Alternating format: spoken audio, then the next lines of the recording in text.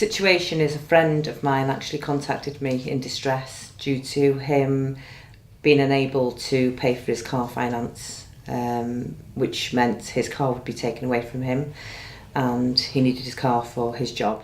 I reassured him that this could be sorted out, and if he contacted the Citizens Advice Bureau, they had people that could help him with his finances.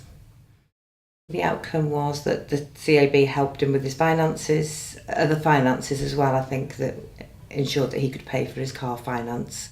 Therefore, he could keep his job and things were good for him. And speaking to him, he felt that it was, you could tell he was relieved basically. So yeah, they helped him out a lot. The FIT programme's a fantastic thing. It gives us knowledge to help people in professional and personal situations. So it gives us the knowledge of who does what, because a lot of people don't know. So that's good.